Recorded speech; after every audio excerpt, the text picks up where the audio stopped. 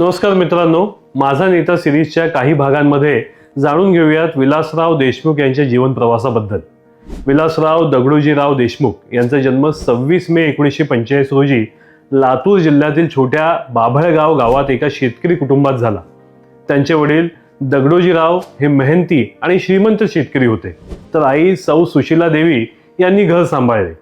ग्रामीण महाराष्ट्राच्या मातीशी जोडलेले हे बालपण दुष्काळ, शेतकऱ्यांच्या कष्ट आणि सामाजिक असमानतेच्या साक्षीने भरलेले होते।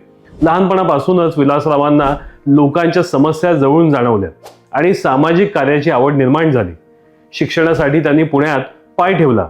पुणे विद्यापीठातील प्रतिष्ठित MES आबासाहेब गरवारे कॉलेजमधून त्यांनी विज्ञान आणि कला शाखेत BSc आणि BA पदवी मिळवली। नंतर ILS लॉ कॉलेज पुण्यातून LLB पूर्ण केले। शिक्षण पूर्ण झाल्यावर ते लातूरला परतले आणि वकील म्हणून काम सुरू केले, पण त्यांचे मन नेहमीच राजकारण आणि लोकसभेत होते। हे ग्रामीण मुळे आणि शिक्षणाने मिळवलेले ज्ञान पुढे त्यांच्या यशाचे मजबूत आधार ठरले। धन्यवाद।